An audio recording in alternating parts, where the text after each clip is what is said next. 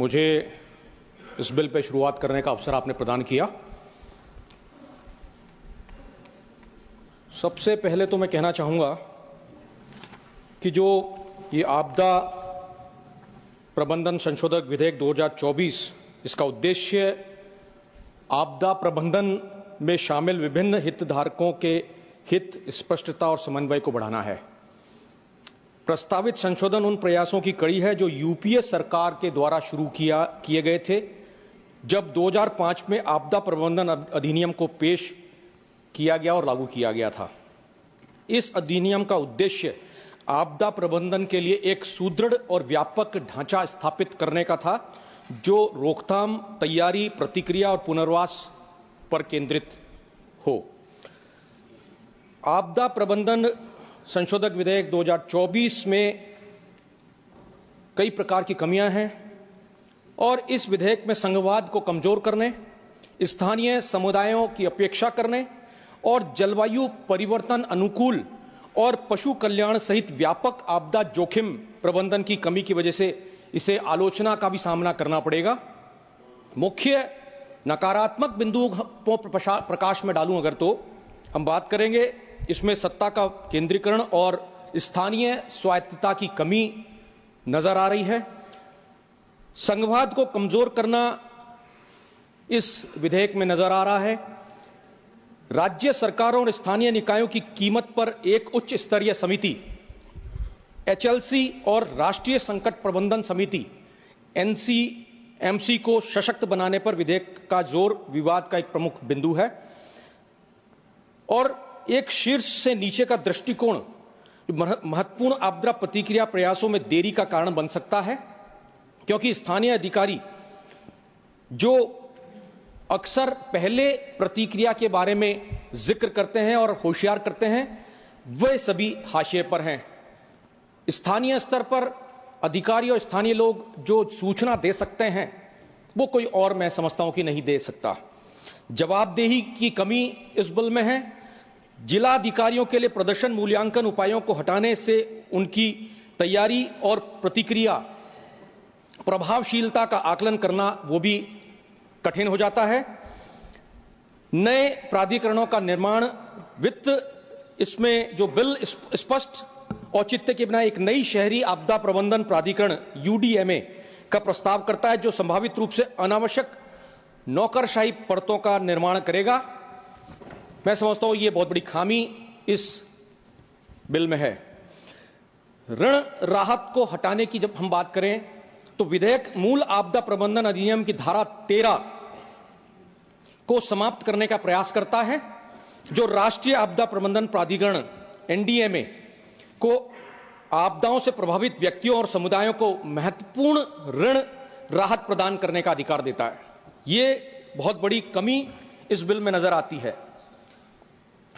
आदरणीय उपसभापति महोदय, जो ये विधेयक है इसे पेश करने का मुख्य कारण वायनाड भूस्खलन जैसी त्रासदियों से बचने के लिए और उनसे निपटने के लिए विशेष रूप से है और जो आपदा प्रबंधन अधिनियम 2005 जिसकी शुरुआत 2004 के उस हिंद महासागर में भूकंप और सुनामी जैसी जो विनाशकारी आपदा आई थी उसके बाद हुआ था, जो इस अधिनियम को प्राकृतिक आपदाओं से प्रभावित लोगों को सहायता और पुनर्वास प्रदान करने और उनके जीवन के पुनर्निर्माण में मदद करने के लिए लागू किया गया था। उस समय में जो यूपीए 1 सरकार थी, कांग्रेस के समर्थन से कांग्रेस की सरकार थी और उस वक्त मुझे याद है सुनामी का वो जो दौर था और उसमें जब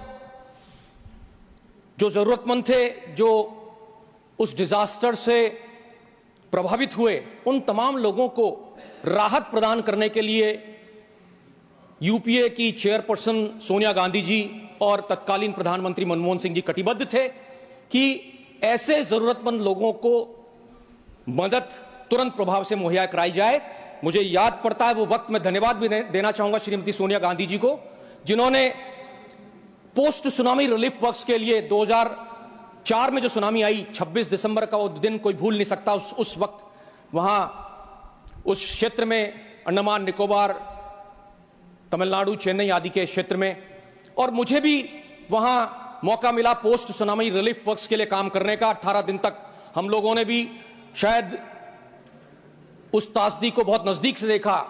आपदा क्या होती है, डिजास्टर का सही रूप अगर कोई देखने को मिला तो उस वक्त देखने को मिला। मैं समझता हूं कि राजनीति में मेरे लिए वो जो समय था वो बहुत कुछ सीखने का था, बहुत कुछ जानने का था, और डिजास्टर मैनेजमेंट कैसे किया जाता है वो भी हम लोगों ने उस समय जाना और समझा।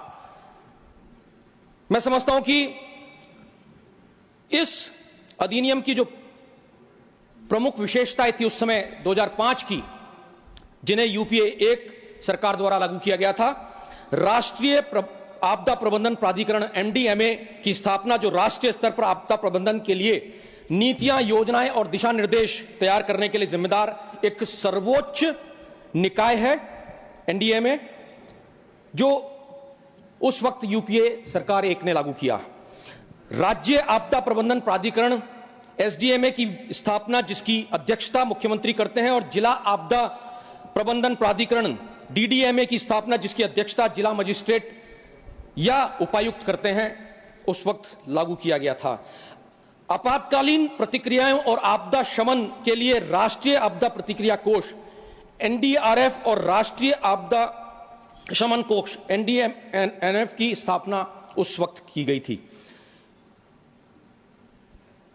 केंद्र की मौजूदा मोदी सरकार ने आपदा प्रबंधन के लिए अहम इन निकायों के प्रभावी संचालन की ओर जरा भी ध्यान नहीं दिया है।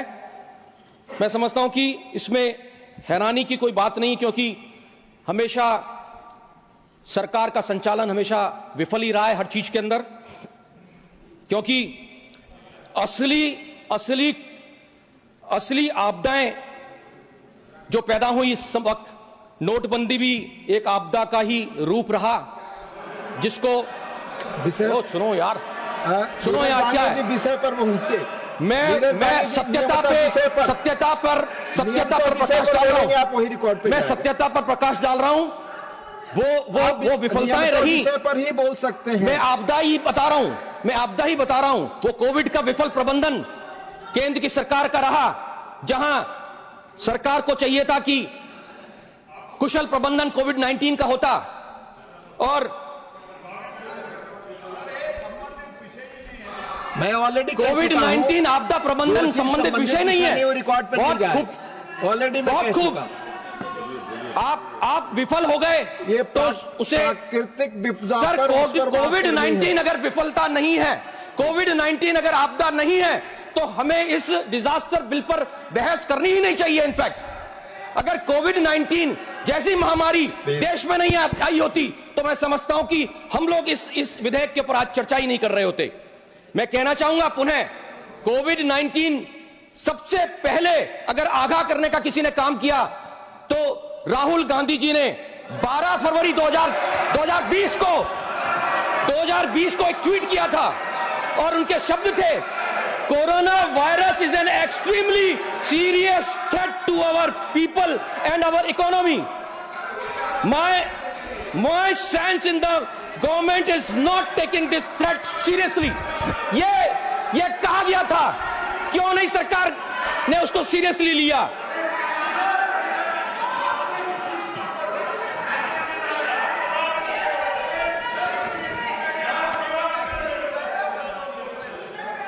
नेशनल डिजास्टर पीएम सर, अभी वो ये कह रहे कि sir, I am not yielding unnecessarily sir, I object. मैं ना तो विषय से भटका हूं, ना मैं विषय से भटका हूं, और ना मैंने कोई अतथ्यात्मक कोई यहां पर कोई तथ्य रखे हों। तथ्यों से परे अगर कोई चीज है तो ऑब्जेक्शन का पूरा अधिकार इनको है। पीएम केयर फंड का निर्माण किया गया, जिसे मैं तो कहूंगा कि PM does not care fund है। ये कोविड-19 महामारी और अन्य आपदाओं के दौरान घोषित पीएम केयर फंड ने एनडीआरएफ और एनडीएमएफ की स्थापना के उद्देश्य को विफल किया है। यह कोविड के वक्त हुआ। PM does not care fund को आरटीआई और कैग की निगरानी से मुक्त रखा गया। क्यों? मोदी सरकार ने इन फंडों के उपयोग को लेकर जो है पर्देदारी इसको बनाए रखा, पर्दे में रखा, इसका खुलासा कहीं नहीं हुआ। यहां तक कि आपको याद दिलाना चाहूंगा सारे सदस्यों के लिए, चाहे ट्रेजरी बेंच हो चाहे विपक्ष हो, हमारा उस वक्त का जो एमपी लेड फंड है उसको भी रोका गया। आप भूलिए मत उस चीज को, क्यों रोका गया उसका जवाब भी आज देना होगा। पुनः आग्रह करूंगा नेशनल डिजास्टर मैनेजमेंट पर बोलिए। सर मैं तो डिजास्टर पे ही बोल रहा हूं। Please please. लेकिन इतना पता है कि कम से कम 38 सार्वजनिक क्षेत्रों से, पीएसयू से जो फंड 2105 करोड़ रुपए का योगदान जो दिया गया था, इसके अलावा पीएसयू कर्मचारियों का भी योगदान लगभग 150 करोड़ रुपए वो भी पीएम केयर फंड में प्राप्त हुआ था। पीएम केयर फंड को सरकार ने खास रियायतें दी, जिसमें चैरिटी से जुड़ी आयकर अधिनियम की धारा 80G के तहत 100% की छूट शामिल थी। क्यों नहीं पीएसयू फिर देते 100% छूट लेने के लिए। कोविड-19 महामारी के 4 साल बाद भी यह स्पष्ट नहीं है कि पीएम केयर फंड क्यों बनाया गया था। आज तक स्पष्ट नहीं है ये। इससे कितनी धनराशि प्राप्त हुई, दानदाताओं का विवरण क्या था, फंड का विवरण कैसे हुआ, वितरण कैसे हुआ और इसके प्रशासनिक ढांचे में पारदर्शिता की कमी क्यों रही, इसका अभी तक कोई खुलासा नहीं है। कोविड महामारी के दौरान अनाथ हुए बच्चों की मदद के लिए बनाए गए इस फंड के तहत प्राप्त आवेदनों में से 51% आवेदनों को खारिज कर दिया गया। सरकारी आंकड़ों के मुताबिक कुल 9,331 आवेदनों में से सिर्फ 558 को ही मंजूरी मिली। ये परिस्थितियां पीएम केयर फंड की रही। मैं आगे बताना चाहूंगा कि किस प्रकार से विधेयक एनडीएमए को राष्ट्रीय स्तर पर आपदा प्रबंधन योजनाएं स्वतंत्र रूप से तैयार करने का अधिकार देता है। सितंबर 2023 से अब तक एनडीएमए ने कोई जोखिम मूल्यांकन रिपोर्ट या अध्ययन प्रकाशित नहीं किया है। यदि यह मूल्यांकन किए होते और उचित उपाय लागू किए होते तो देश के विभिन्न हिस्सों में प्राकृतिक आपदाएं जो हुई उसके कारण हुई मौतों को टाला जा सकता था। ये परिस्थितियां रहीं। मैं इस विधेयक पर बात करते हुए कहना चाहूंगा कि जो आपदाएं और त्रासदियां जिसको इस देश को भुगतना पड़ा पिछले 2014 से लेकर के 2024-25 के बीच में, जिसमें मुख्य रूप से 2014 की कश्मीर में जो बाढ़ आई वो है, 2018 की केरल की बाढ़ है, 2015 में दक्षिण भारत में आई बाढ़ है, हीट वेव का शिकार देश को होना पड़ा 2015 में, और जो हीट वेव से मौतें हुई वह भी सामने हैं कि किस प्रकार से उन भयावह जो है मृत्युओं को देखना पड़ा मार्च से लेकर जून के बीच 2015 में। 2020 का वो चक्रवात, और भारत ने कई भयंकर चक्रवातों का सामना किया, लेकिन उस चक्रवात से जो नुकसान हुआ वो सामने है। 2024 चक्रवात रेमल, इस चक्रवात ने भारत में भी जो है बहुत व्यापक क्षति पहुंचाई। अन्य आपदाएं 2013 का उत्तराखंड बाढ़ का भी जिक्र करूंगा। 2024 में वीरूधुरनगर विस्फोट भी एक बहुत बड़ा उदाहरण है। 2025 की जलगांव ट्रेन दुर्घटना भी सामने है। 2025 में भी दिल्ली में स्टेशन पर बहुत बड़ी भीड़ का जमावड़ा हुआ, और 2025 में तेलंगाना सुरंग ढहना भी एक बहुत बड़ी विपदा देश को झेलनी पड़ी। और अभी हाल ही में प्रयाग का महाकुंभ, उसमें हुई मौतों का नजारा देश ने और पूरे विश्व ने देखा। 2025 उस आपदा का सामना भी देश को करना पड़ा। मैं कहना चाहूंगा कि इस अधिनियम के तहत हम बात करें राष्ट्रीय कार्यकारी समिति का उद्देश्य विभिन्न सरकारी मंत्रालयों और विभागों के बीच अंतर क्षेत्रीय सहयोग सुनिश्चित करना था ताकि आपदा स्थितियों का समग्र रूप से सामना किया जा सके। वो कमी भी इस विधेयक में नजर आ रही है।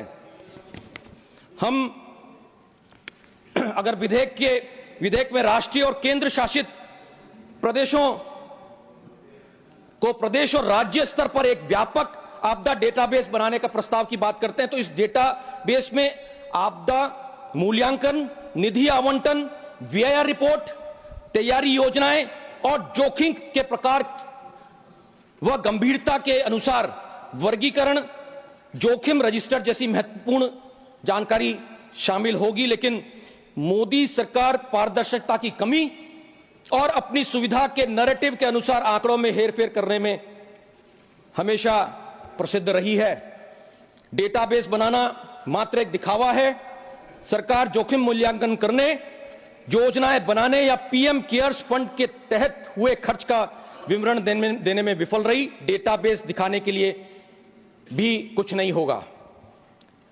2005 के अधिनियम की हम पुनः बात करें तो राज्यों के लिए अनिवार्य है कि आपदा प्रबंधन के क्षेत्र में विशेषज्ञों और व्यवहारिक अनुभव रखने वाले लोगों की एक सलाहकार समिति का गठन करे जो आपदा प्रबंधन के विभिन्न पहलुओं पर सिफारिश प्रदान करें।